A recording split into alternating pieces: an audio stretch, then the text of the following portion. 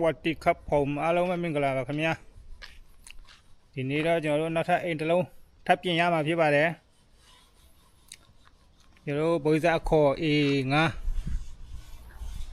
ဘိုးစားခေါ် A5 အိမ်နံပါတ်အရဆိုရင်အိမ်နံပါတ်အရဆိုရင်ဒီမှာ4/24ဒီအိမ်လည်းရောင်းလာပွားပြီရောင်းလာပွားပြီဆိုတော့လူအပ်တာလေးတွေနည်းနည်းပပပြန်ပြင်ပေးရမယ်အိမ်ရှင်ကိုပြန်ပြင်လို့ပြီးစီးသွားပြီဆိုရင်အကုန်လုံးပြီးစီးပြီဆိုရင်အိမ်ရှင်လက်ထဲကိုအပ်မှာဖြစ်ပါတယ်အိမ်ကတော့နှစ်ခန်းတွဲဒီမှာအိမ်ရှင်ဝင်သွားမှဆိုမှန်ပတင်းပေါက်ကြီးတစ်ခုရှိမယ်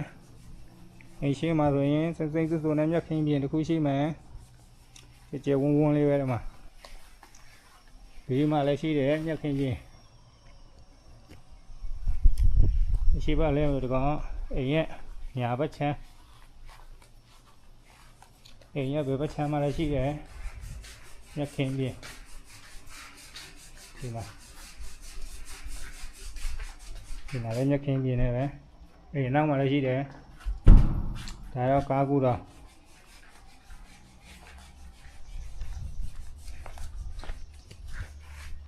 ဒါတော့ကားကူတော့ကားနှစ်စီးရလို့ရတယ်ဒီမှာကြဲဝန်းဝန်း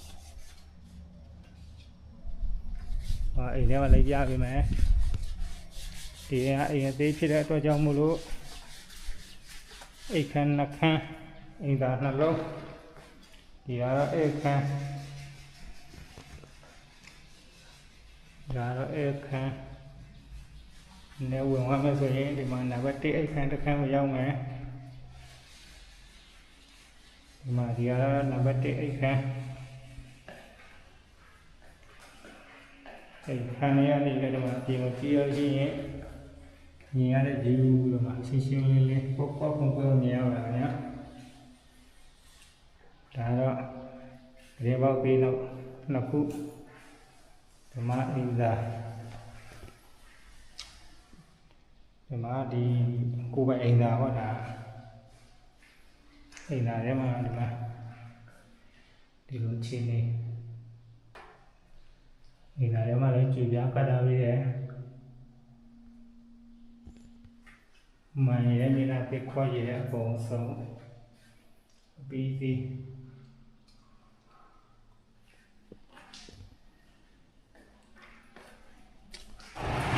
နံပါတ်1ခန်းထွက်လာခဲ့ပြီးအထဲကိုလည်းနည်းဝင်မယ်ဆိုရင်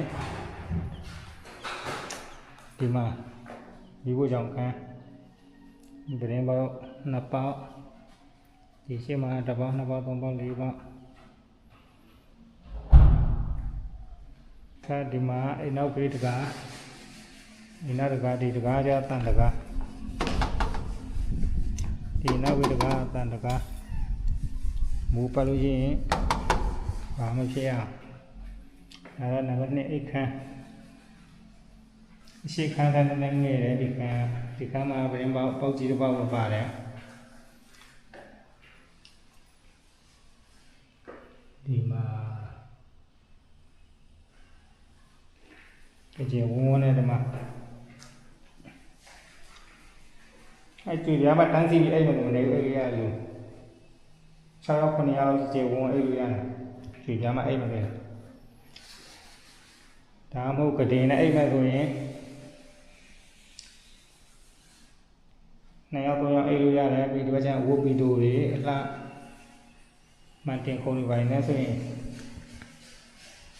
နေရာနည်းနည်းပဲကြာတော့မှကတင်ထားပြီးလို့ချင်းဒီမှာတော့နောက်ထပ်အိမ်သာတစ်လုံးဒီအိမ်သာနည်းနည်းငယ်တယ်ရှိရအိမ်သာကဒ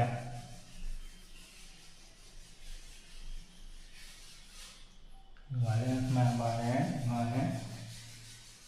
နားပြီးတော့ပါတယ်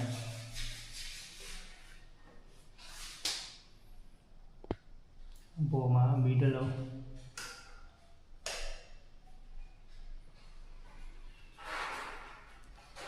ဒီနောက်ပြင်မှာလိုက်ကြပြီမယ်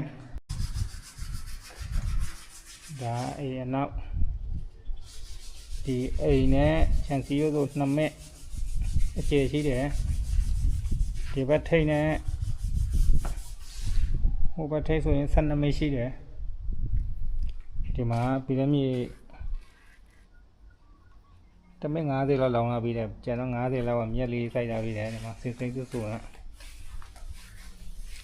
စိတ်ဆူတဲ့မြက်ခင်းလေးတွေနဲ့ဒါအိမ်ရဲ့ဘယ်ဘက်ညာဘက်ချမ်းအပြင်ဘက်ဒီမှာဒါကအိမ်သာဦးဒါအိမ်သာကျင်းတစ်ကျင်းနှစ်ကျင်းအိမ်သာဦးတစ်လုံးဒီမှာချပိုက်တာချပိုက်ချစီထဲရပြီအကုန်လုံးအိမ်ရဲ့ဘယ်ဘက်ချမ်းစကြည့်မှာ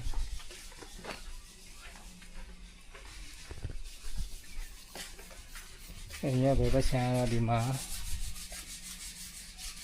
မိုးရွာရင်ရေလုံးဝမတင်ပါဘူးရေတွားကြည့်လာကောင်းပါလေဒီမှာပေါ်ဖတ်ပြီးရှိတယ်ဒီကနေရေကျသွားပြီးတော့မြောင်းနေဦးအမြောင်းရဲ့ဆင်းတစ်ခါဟိုးအောက်တစ်ခါပြန်ကျသွားတယ်ပေါ်ဖတ်အကြီးကြီးရှိတယ်အရှိမှာအခုပြင်နေဟာရဲ့အဲ့ဒါလေးဒီမှာပဲ့နေတဲ့တောက်လေးနဲ့ပါလို့ပြင်ဒီမှာပဲ့နေတဲ့နေရာလေးဒီမှာဒီလိုအဲ့ဒီနေရာလေးရနေရောတိတ်ပြန်သိပ်ပြရတယ်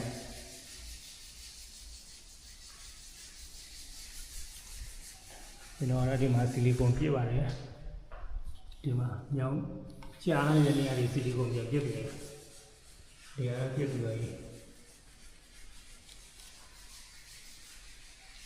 ဒီဘက်လည်းပြည့်ပြီဒီဘက်လည်းပြည့်ပြီဒီပေါက်လည်းပြည့်ပြီဒီမှာဒါလည်းချီရပြီးတော့ဒီနောက်ကျန်နေတော့နောက်ကျန်နေ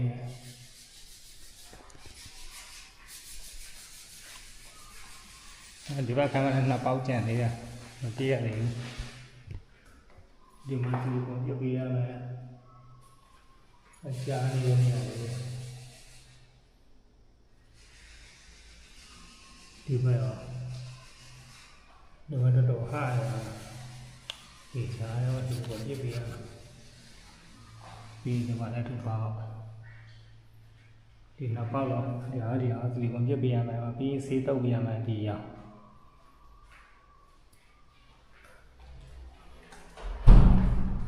ကဲကလုံးမယ်အခုလည်းဒီကိုပြောမယ်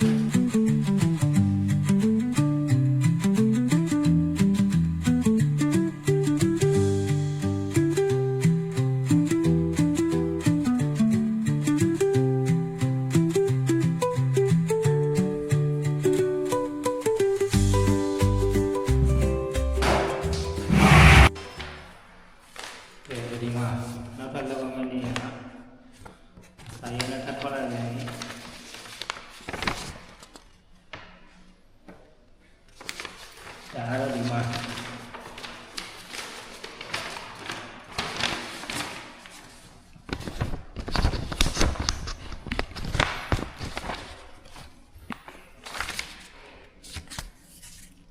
ဒီဟာကကျတော့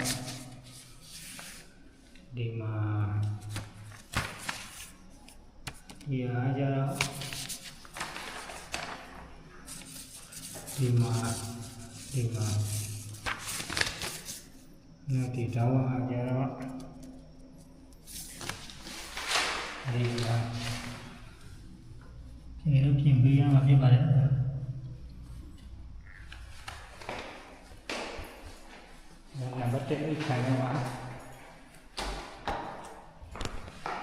နံပါတ်1အိတ်ခံထဲမှာပြန်ပြင်ပေးရမယ်ဒီရှိမှမြတ်ကင်းကြီးစိမ့်စိမ့်ဆူဆူ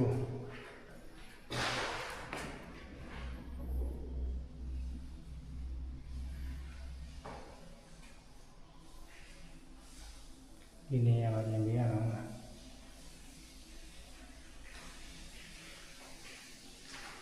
ဒီတကားထဲမှာဆေးလည်းကောင်းလို့ပြီးပြီတကားပေါ်တောင်းမှာဒီတကားလေးလောက်ရခတ်တယ်ဒီမှာလည်းမူလီနှလုံးလုပ်နေရမှာဒီကလည်းပြစ်ပေးရအောင်နည်းနည်းပပအထိခိုက်မကန်ဒီတကားလေး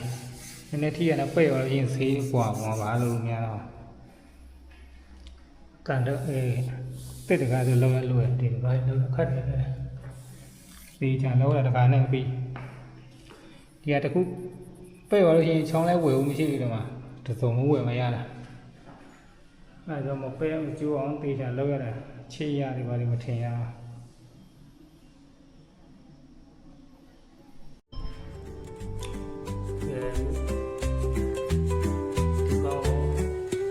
ကြီးနေလို့လည်းသူ့ကိုချက်တော့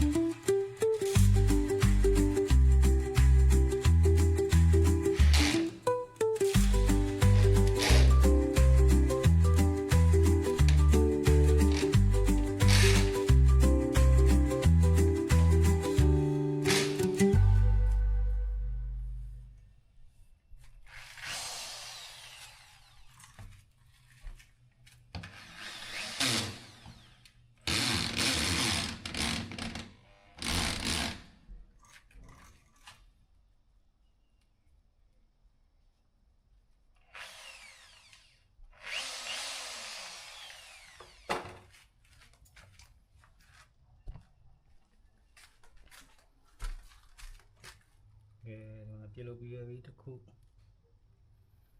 နောက်တော့ဟောပေါ်တော့ခုကျင်းနေရ